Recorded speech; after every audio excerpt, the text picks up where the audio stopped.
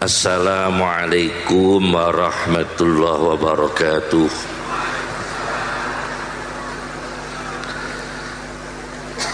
Bismillahirrahmanirrahim. Hamdan lillah, salatan wassalaman ala sayyidina Muhammad ibn Abdillah Rasulillah wa ala man sahibah wa tabi'ah hudah, amma ba'd. Saya baca kenapa ulama dulu lebih berkah. Kita sekarang mempelajari, bukan berarti ulama sekarang tidak ada berkah, tapi kita mempelajari kenapa ulama dulu lebih berkah. Ada orang Spanyol bernama Ibnu Abdil Bar, dalam karyanya Jami'u Bayanil Ilmi wa Fadlih, ketika Abdullah bin Rawahah sedang di tengah jalan, Rasulullah dari kejauhan mengatakan, ijlisu, duduklah. Kalau kita duduk sekarang ada kursi, tapi mendengar Rasulullah mengatakan duduklah, Abdullah bin Rawahah yang masih ada di tengah jalan langsung duduk. Ketaatannya seperti itu, langsung duduk. Padahal belum ada tempat duduk di tengah jalan, karena dengar Rasulullah duduklah, maka segera Abdullah bin Rawahah itu memposisikan diri duduk. Apa yang dikatakan Rasulullah? Zadakallah ta'ah, semoga Allah menambahkan kamu pada ketaatan, meningkat ketaatannya. Disuruh duduk saja di tengah jalan, duduk. Jadi berkah pertama itu karena ketaatan murid kepada gurunya. Itu berkah yang pertama. Dalam teori berkah ada beberapa teori. Saya ambil dari teori ayat kun. Di Al-Quran itu ada kun, ada kuni, ada kunu. Ada kun, kuni, kunu. Kun dalam Al-Quran terdapat 11 kali. Kun fayakun 8 kali. Kuni hanya 1 kali dalam Al-Quran. Kuni bardan wassalaman ala Ibrahim, hanya 1 kali. Sedangkan kunu 11 kali. Ternyata 11 kali itu ada beberapa teori menjadi ulama yang berkah. Ada kunu ansarullah. Ini orang-orang Ansor mana ini? Kunu ansarullah. Ada kunu rabbaniin. Ada kunu qawwamina bil qisti. Ada kunu qiradatan khasiin.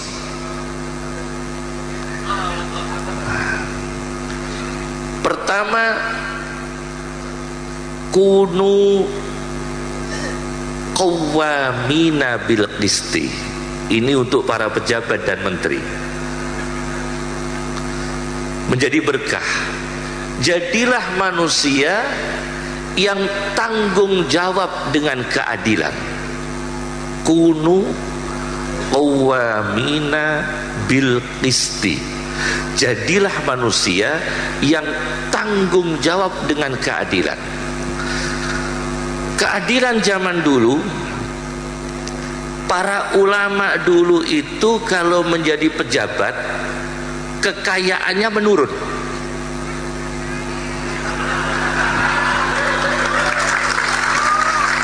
Ini ulama dulu. Jadi ulama dulu itu kalau menjadi pejabat itu dievaluasi kekayaannya menurun. Kan Umar bin Khattab sudah menerapkan sistem audit terhadap kekayaan pejabat. Itu kekayaannya menurun. Kalau yang sekarang al-ilmu nurun, ilmunya yang menurun.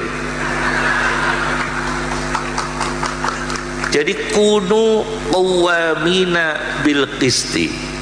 Jadilah manusia yang tanggung jawab dengan keadilan. Umar bin Khattab bajunya itu bagus. Begitu menjadi khalifah lebih sederhana.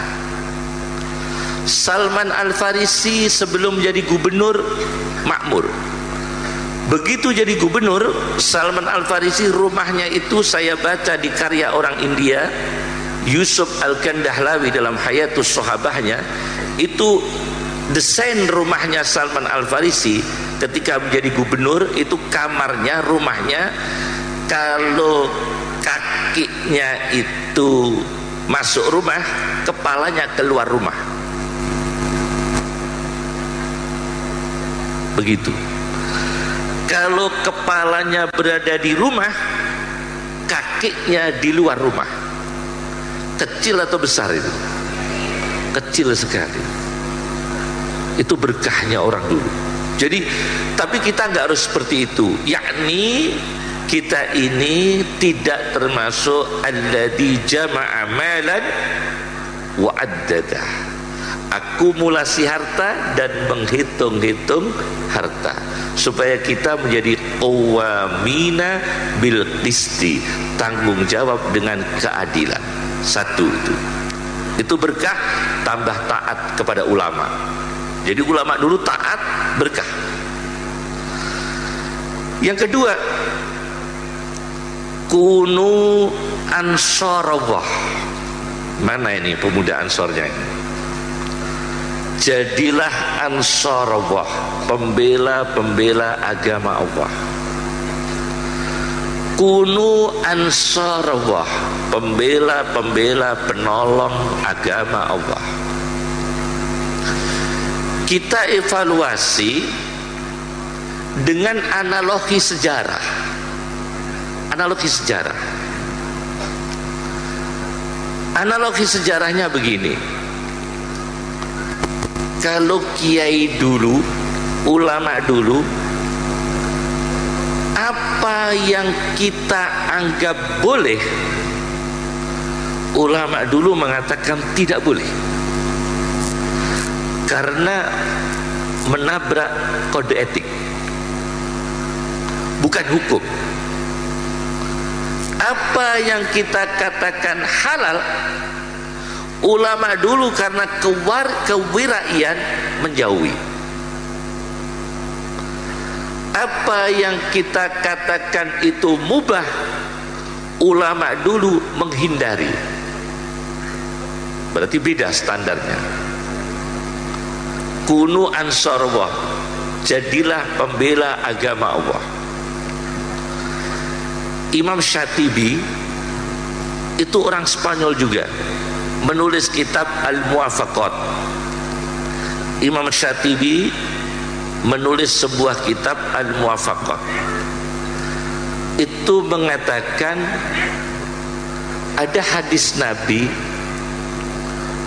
orang yang ikhlas 40 hari, ikhlas 40 hari, akan muncul energi ilmu laduni, yanabiul hikmah min qalbih ala lisanih. Orang yang bisa ikhlas 40 hari akan mendapatkan ilmu laduni. Akhirnya ada orang yang nyoba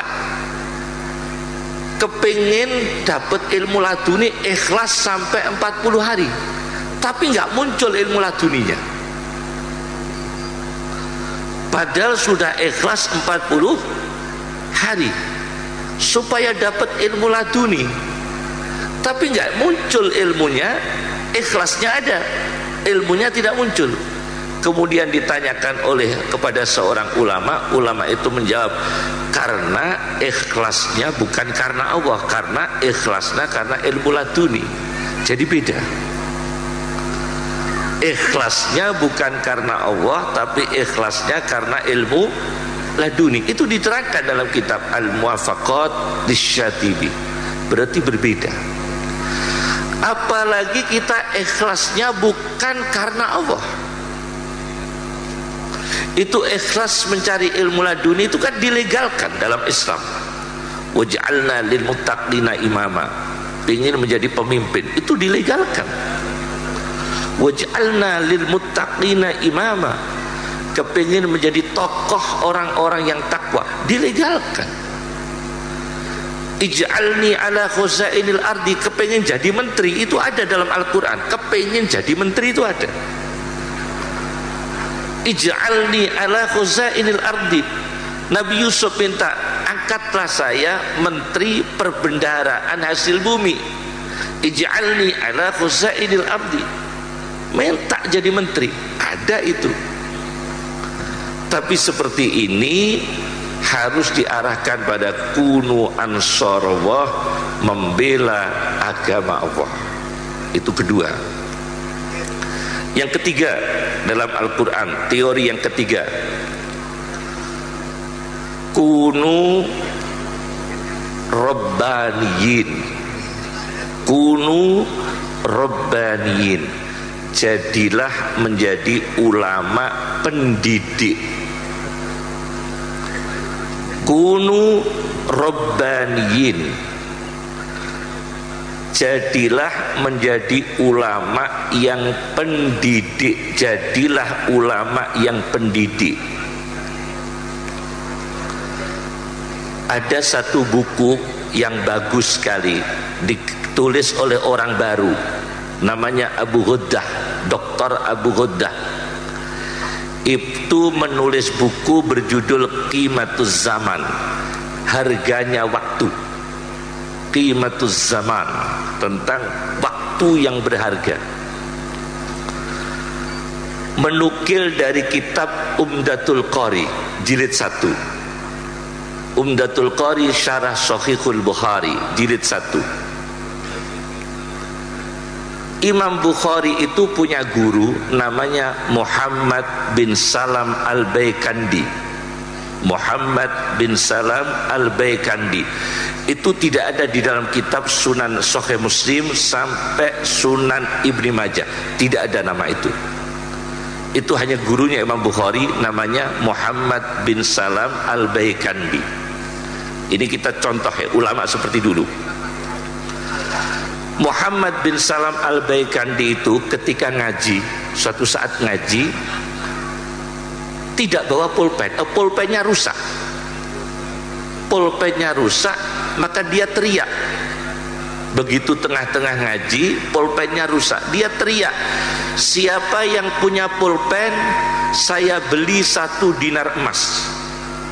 Di tengah-tengah ngaji, 1 dinar emas itu lumayan, 4 gram, 25.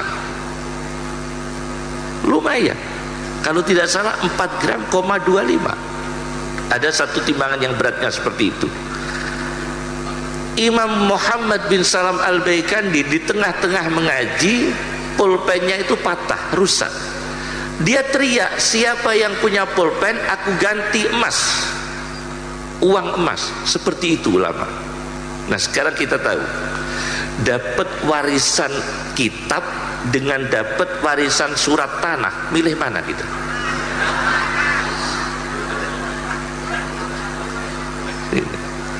Dapat warisan kitab dengan surat tanah itu milih mana kita? Nah, itu lain itu. Jadi orang dulu itu uangnya dikorbankan demi ilmu. Sekarang ini ilmu dikorbankan demi uang, kan terbalik. Jadi ulama dulu, Mbah Bisri seperti itu. Mbah Hasyim Asy'ari itu pas di Halim itu punya warung sate. Mbah Hasyim Asy'ari itu jualan warung sate. Bayangkan itu, Rois Am pendiri NU jual warung sate. Abah saya kan mondok, Mbah Hasyim punya warung sate, jualan. Mbah Maksum itu di Jombang dagang di Jombang,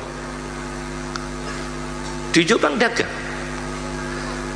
Sampai ada ulama yang terkenal selalu menjadi pegangan Ki Sahal Mahfud itu.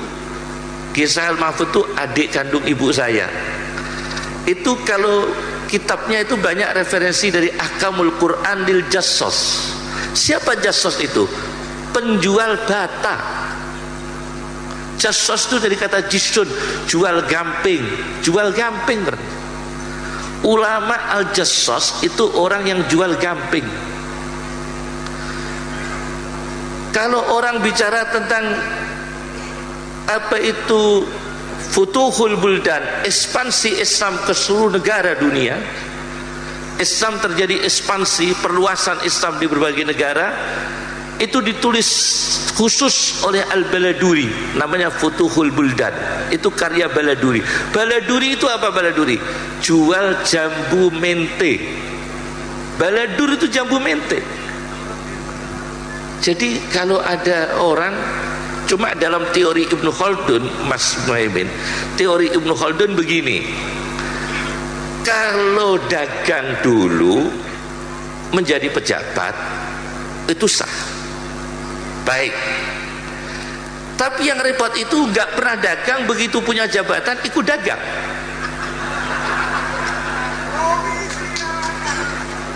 Ini memang masalah dalam teori Ibnu Khaldun. Dalam teorinya Muqaddimah Ibnu Khaldun itu ada masalah itu.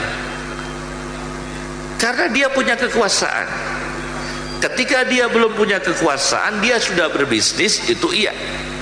Tapi begitu punya kekuasaan, tidak pernah berbisnis, mengawali berbisnis, lah itu jadi masalah. Itu semua bapak antropologi Islam siapa kalau bukan Ibnu Khaldun? Bapak antropologi Islam dan bapak sosiologi Islam, yaitu Ibnu Khaldun. Itulah ulama dulu, barokahnya luar biasa. Karena apa? Robbaniyin, pendidik. Bima kuntum tu'allimunal kitaba wa bima kuntum tadrusun. Mereka banyak membaca kitab, mengajar kitab, mendarus Al-Quran. Itu luar biasa. Babi Syamsuri itu sama kakek saya sepupu, kalau tidak salah ibu sama ibu saudara kandung. Jadi Mbah Bisri sama kakek saya itu sepupu, cuma lebih tua Mbah Bisri. Jadi saya dengan Gus Salam minduan, semacam minduan. Itu ulama dulu luar biasa. Kalau kita ini biasa keluar, bukan luar biasa, biasa keluar. Ini yang repot. Jadi Robbaniyin itu kedua, berapa itu? Kunu ansarallah, kunu Robbaniyin, kunu qawwamina bil qisti. Nah ini yang terakhir, ini yang repot lagi deh. Kunu qiradatan khasiin, menjadi manusia tapi kerang. Ada kan ilmu fabel. Apa fabel itu? Mempelajari akhlak manusia dengan binatang. Itu Kalilah Dimnah. Itu dulu kitabnya kuno, namanya Kalilah Dimnah. Fabel, ilmu mempelajari akhlak manusia dengan binatang. Itu biasanya Abu Hayyan At-Tauhidi, filosof itu yang banyak mempelajari akhlak etika manusia, itu Abu Hayyan At-Tauhidi. Nah, ada ulama Mesir, ditulis gurunya Mbah Bisri. Mbah Bisri Syamsuri punya guru namanya Ki Mahfud Termas, punya kitab namanya Bughyatul Azkiya tentang Karomatul Aulia. Itu karya gurunya Mbah Bisri. Nanti saya ceritain. Kitab karangan gurunya Mbah Bisri. Mbah Bisri Syamsuri punya guru Syekh Mahfud Termas. Syekh Mahfud punya kitab Bughyatul Adqiya. Itu ada cerita di Mesir itu ada orang alim namanya Abul Ghais. Siapa? Abul Ghais. Itu iri hati dengan Syekh Ahmad Al-Badawi. Jadi dulu sudah ada kiai iri, itu sudah ada. Sudah ada dulu. Namanya Abul Ghais. Abul Ghais ini sentimen dengan walinya Allah, ulama besar di Mesir, wali Syekh Ahmad Al-Badawi. Anehnya kalau di Indonesia itu kan hall, di Indonesia kan hall, tapi khusus Syekh Ahmad Al-Badawi itu maulid. Di Indonesia tidak ada maulidnya Mbah Bisri, maulidnya Mbah Hasyim, itu tidak ada, hall semua. Tapi Syekh Ahmad Al-Badawi dirayakan maulid, maulidnya Syekh Ahmad Al-Badawi. Itu dia pidato, ada apa maulidnya Imam Badawi itu, ada apa? Sekarang itu masih ada orang yang lebih hebat daripada Imam Badawi, dirinya sendiri. Dia memaksudkan, jangan, kenapa hadir maulidnya Syekh Ahmad Al-Badawi? Ada orang lebih hebat dari dia, yaitu dirinya sendiri. Sombong dia, menggunjing, mencela Syekh Ahmad Al-Badawi. Akhirnya Abul Ghais ini suatu saat makan ikan laut, durinya itu durinya nempel di tenggorokan, tersumbat. Duri ikan laut ini tersumbat di tenggorokannya Syekh Abul Ghais. Coro Jawane kualat sama Syekh Ahmad Al-Badawi. Durinya itu manggrok di tenggorokannya Syekh Abul Ghais sampai 9 bulan gak bisa hilang. Duri itu udah bisa hilang 9 bulan. Akhirnya lehernya itu membengkak sebesar sarang lebah. Masya Allah, lehernya itu membesar sebesar sarang lebah. Bayangkan, sebesar sarang lebah. Akhirnya dia sadar, Masya Allah, saya ini kualat sama Syekh Ahmad Al-Badawi. Akhirnya dia ziarah kuburnya, jadi Nahdlatul Ulama. Akhirnya dia ziarah kuburnya Syekh Ahmad Al-Badawi. Begitu ziarah di Syekh Ahmad Al-Badawi, dia baca surat Yasin. Begitu baca surat Yasin, dia bersin keras. Duri yang ada di tenggorokan itu keluar dan berlumuran dengan darah, tapi masih sakit dan masih membengkak sebesar sarang lebah. Kemudian dia teriak, Syekh Ahmad Al-Badawi, saya tobat. Begitu bilang begitu, saya tobat, bengkaknya itu hilang. Bengkaknya itu yang di leher itu hilang dan sakitnya hilang. Ini orang yang ulama tapi jiwanya masih tidak bagus, tidak stabil, tapi akhirnya tobat. Karena apa? Punya dengki. Binatang yang paling mudah dengki itu 2, gajah sama unta. Anda baca dalam ilmu fabel. Jadi ilmu binatang itu ada 2 kitab, namanya Hayatul Hayawan lid Damiri dan Al Hayawan lil Jahid. Ada 2 kitab, Hayatul Hayawan ad-Damiri dan Al Hayatul Hayawan ad-Damiri dan Al Hayawan karya lil Jahid. Masya Allah. Karena apa? Dia punya hati berilmu, cuma punya iri hati, itu tidak baik. Itu nanti martabatnya, levelnya jatuh menuju ke level binatang, asfalas safilin.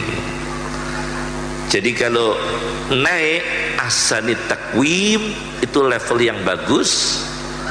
Kalau level yang rendah, asfala safilin. Lebih rendah lagi, aspal. Itu lebih rendah lagi, asfala safilin, dan bawahnya lagi aspal. Masya Allah. Itu jadi ada teori-teori begitu. Jadi sudah semua kunu ansarullah, kunu qawamina bil qisti, kunu rabbaniyin, kunu qawamina bil qisti, dan kunu ansarullah sudah semua, kunu qiradatan khasiin. Terakhir dari kami, karena nanti masih ada banyak penceramah, ada ponakan saya Dik Bahak, ini ponakan saya sendiri.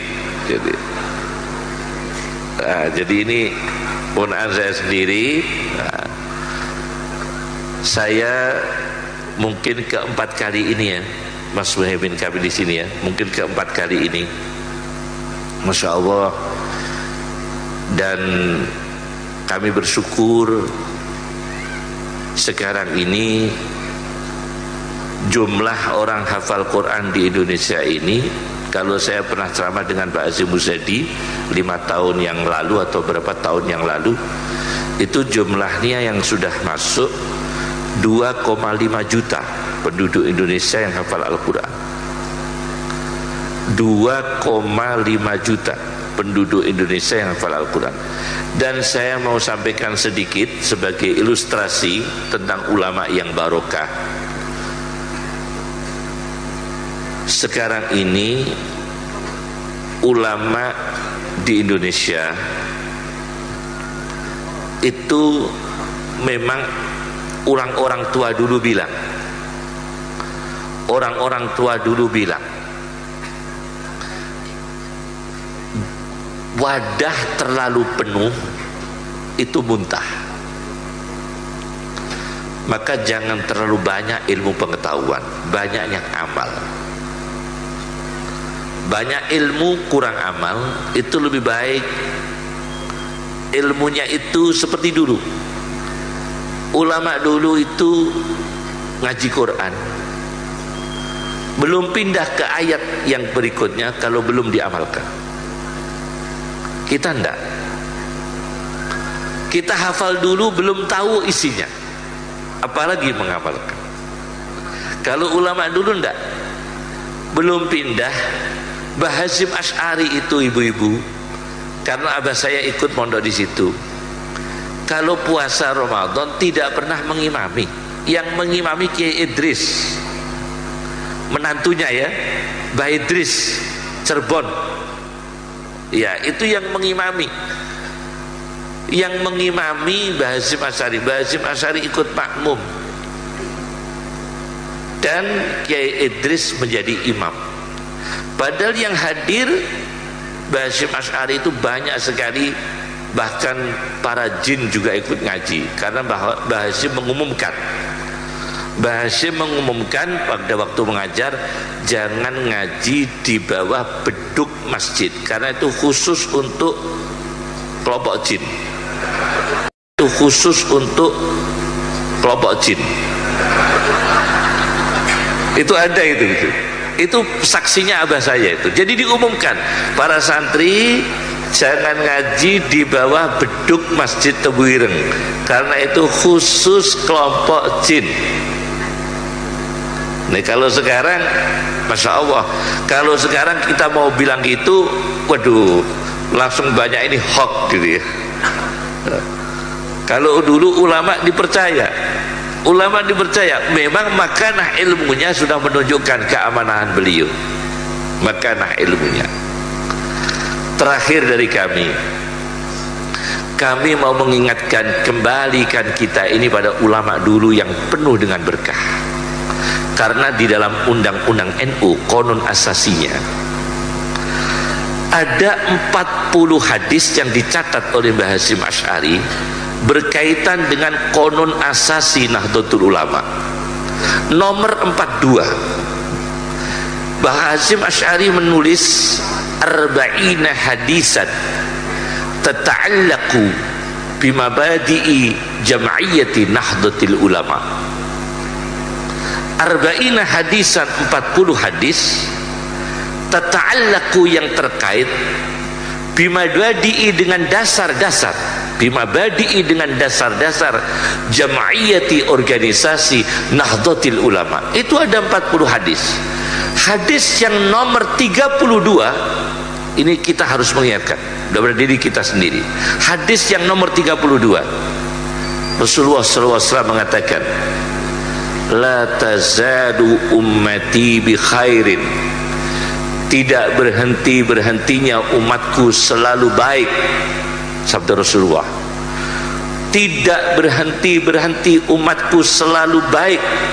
Ini ada di 40 hadis terkait konun asasi Nahdlatul Ulama, undang-undang pertama pendirian Nahdlatul Ulama. Itu hadis yang nomor 32 berbunyi, la tazalu ummati bi khairin, tidaklah berhenti umatku selalu baik, ma akhadul ilma an akabirihim, jika mereka mau masih mengambil ilmu dari sesepuh-sesepuh mereka.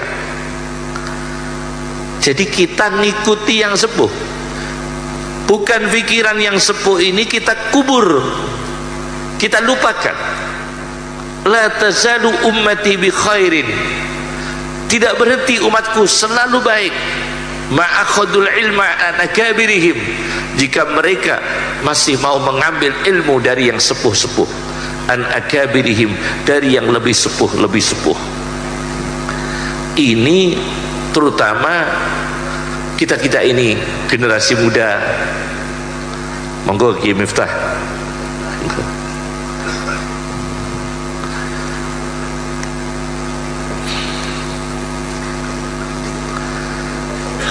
Nah, hadis ini di dalam konun asasi, di dalam 40 hadis konun asasi Nahdlatul Ulama,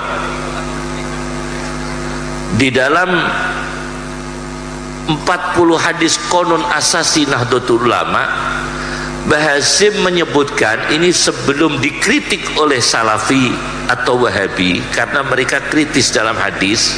Maka saya jelaskan ini hadis di dalam 40 hadis konun asasi Nahdlatul Ulama yang nomor 32 itu Mbah Hasyim menyebutkan akhrajahu Abu Nu'aim fil Khilyah, dikeluarkan oleh Abu Nu'aim di dalam kitab Khilyatul Auliya. Ternyata di dalam kitab Khilyah saya tidak temukan di dalam kitab Khilyah itu belum saya temukan datanya, karena kitab Khilyatul Auliya itu ada 10 jilid. Saya lihat di datanya itu tidak ditemukan hadis itu, tetapi hadis itu ditemukan di Musnadul Firdaus Lid-Dailami. Saya lihat sendiri dalam kitab Musnadul Firdaus Lid-Dailami. Jadi hadis itu ada.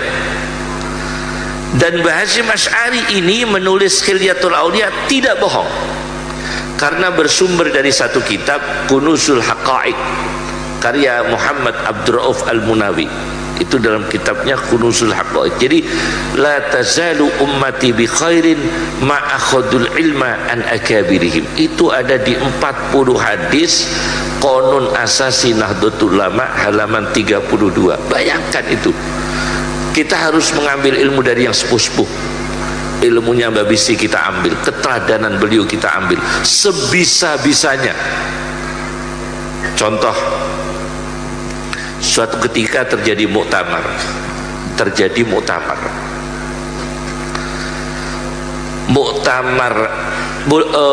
bukan muktamar, semacam kongres atau munas.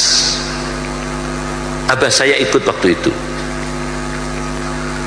Terjadi kemaukufan para ulama itu maukuf, tidak bisa menjawab. Ada masalah ulama yang masih lengkap, ada Mbah Hasyim Asy'ari, ada Kiai Abdul Wahab Hasbuah, ada Kiai Bisri, ada Kiai Sepuh Kiai Asnawi Kudus, ada Kiai Soleh Tayung, ada Mbah Khalil Mbah saya, ada Mbah Maksum, Mbah Bedawi, masih lengkap. Itu tidak bisa menjawab. Di tengah-tengah ulama itu berhenti, dia tidak bisa memutuskan masalah. Gubernur Belanda datang, namanya Gobi. Gubernur Belanda itu datang. Dan gubernur Belanda itu ternyata bisa menjawab. Ada apa ini para kiai ribut? Ini baru membahas masalah ini, bahsul masailnya ini. Oh, kalau itu ada di kitab ini, jilid ini, halaman ini. Loh, bisa. Belum ada Google ini. ini belum ada Google. Gubernur Banda sudah mengatakan itu ada di kitab ini, jilid ini, halaman ini. Kira-kira kalau ini yang nerima itu potensi liberal, kan langsung muyul, langsung kagum. Secara psikologis kan langsung kagum, karena ada orang orientalis sepintar itu, mustasyrikin, ada orientalis sepintar itu. Kalau ini yang diterima orang liberal, potensinya kagum. Tapi kalau yang menerima Mbah Hasyim tidak. Mbah Bisri pidato, yang muda-muda kagum sama gubernur Belanda, kagum. Gubernur kok alimnya seperti itu, hebat. Ulama saja kalah, kiai saja kalah, yang muda-muda itu. Padahal yang muda-muda waktu itu masih steril, belum kenal macem-macem. Nawaitu proposal itu belum kenal, masih steril yang muda-muda. Yang muda-muda masih steril. Itu saja Mbah Bisri teriak, Mbah Hasyim teriak, jangan kagumi gubernur Belanda ini meskipun dia seorang ulama. Apa pidatonya Mbah Hasyim waktu itu? Abah saya memberikan catatan kepada saya. Fama lakum fil munafiqina fi'atain. Kenapa kalian orang Nahdlatul Ulama terhadap orang orientalis ini separuh kagum, separuh respect, separuh reaktif, separuh waspada? Kenapa tidak semua waspada? Ada yang kagum, ada yang condong. Fama lakum fil munafiqina fi'atain. Ini orang munafik. Langsung diputuskan Mbah Hasyim, ini orang munafik, karena mendidik yang muda-muda supaya waspada. Secara psikologis mendidik. Ini orang orientalis, tugas kamu bukan mengagumi tapi waspada.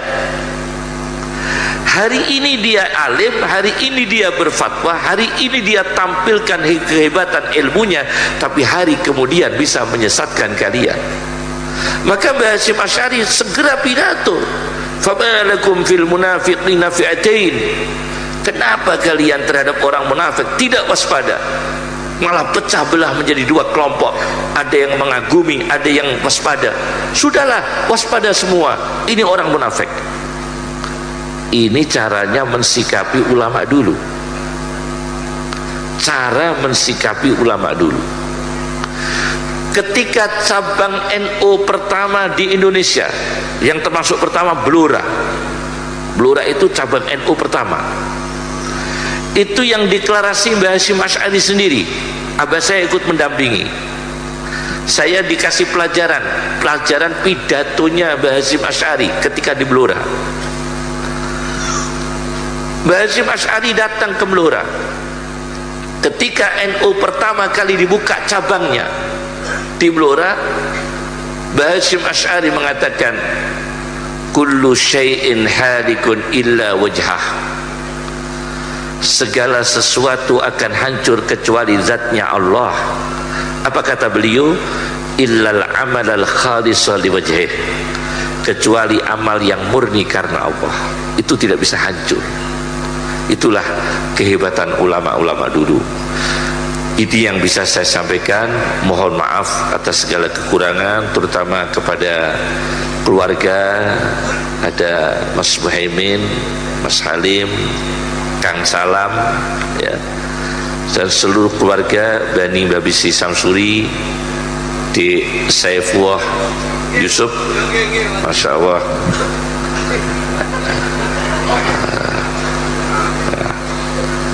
Semua yang hadir kami mohon maaf, karena kami akan melanjutkan ke Surabaya dan nanti dilanjutkan oleh para khutbah. Ada Kiai Miftahul Akhyar, ada Dik Bahak ponaan saya. Dari kami cukup sekian. Assalamualaikum warahmatullahi wabarakatuh.